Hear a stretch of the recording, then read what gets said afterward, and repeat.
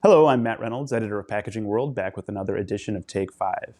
We've been monitoring a lot of material substrate changes lately, and it seems that no incumbent packaging style is safe from scrutiny as brands' R&D departments find out if there's a more efficient or more sustainable way to do it.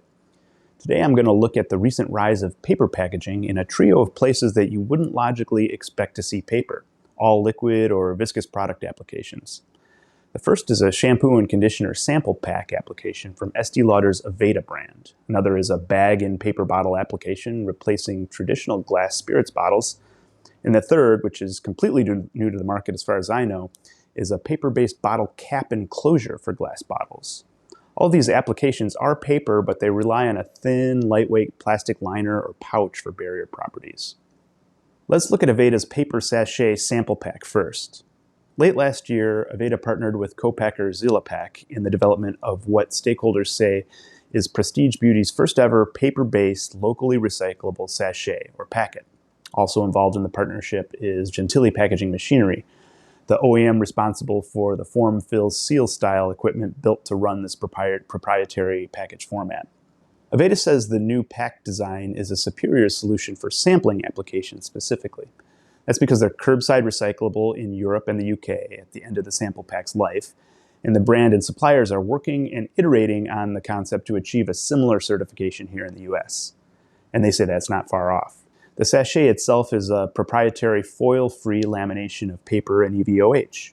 The paper is a 10-point C1S paperboard format, flexigraphically printed on one side and coated on the other with 2.5 mil of EVOH. It's actually a multi-poly lamination that uses EVOH for the barrier, but details on the tie layer remain proprietary. The packs were studied in detail through a peer-reviewed life cycle assessment, which calculated a reduction of 36 to 68% in water consumption and 37 to 64% in emissions measured in CO2 equivalency when compared to the multi-layer laminated sachet structures commonly used in the industry for sampling applications.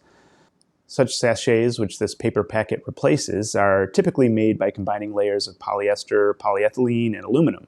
And they're not commonly curbside recyclable due to their laminated and multi-layer construction, flexible nature, and small size. A new paper bottle, may be better described as a bag-in-paper bottle, is being commercialized this month in Sweden. The brand is Buen Vato, a Jalisco, Mexico distilled tequila that's the result of looking to reduce the environmental impact of transporting heavy, filled glass spirits bottles across the Atlantic to Sweden. In this model, the tequila is bulk shipped to the Netherlands, where it's filled into a paper bottle with a pouch interior.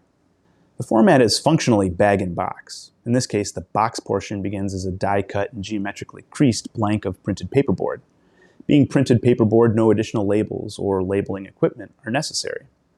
The rigid bottle is formed from a blank made of one flat piece of paperboard, and water-based adhesive is used as part of the assembly process. The paperboard is then molded around a mandrel-shaped hollow mold that has already had the pouch inserted within. The pouch could be several different materials, but in this case it's a metallized polyethylene.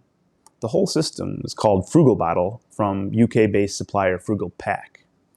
An independent life cycle analysis, or LCA, by Intertek found the Frugalpac has a carbon footprint that's up to 6 times lower than that of a glass bottle, and more than a third less of a bottle made from 100% recycled plastic. The Frugalpac's water footprint is also at least 4 times lower than that of glass. For the consumer in Sweden, it's easy to recycle by separating the plastic food-grade pouch from the paper bottle and putting them in their respective recycling bins. Or consumers can put the whole bottle in the paper recycling bin and the pouch will be easily separated from the paper in the repulping process. Again, this is all based on the Swedish recycling system. Now, you're not talking about spirits in Sweden without mentioning Absolut.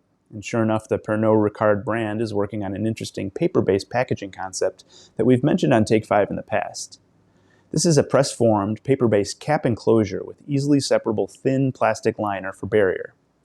The brand is still in the prototyping and iterating phase with supplier Blue Ocean Closures, but the two stakeholders expect a release of a commercialized product into the market within the next year. Importantly, the paper-based cap enclosure is intended to work on existing glass bottles and on existing capping equipment. These paper caps are intended to complement, not replace, existing aluminum and plastic closures currently used by the brand. It's important to note that all three of these paper-based packaging initiatives reduce plastic and replace it with what they see as a more renewable and more recyclable material, but they don't eliminate it entirely. Plastic's barrier properties when it comes to liquid and viscous substances are hard to understate. That's all the time we have for this edition of Take 5.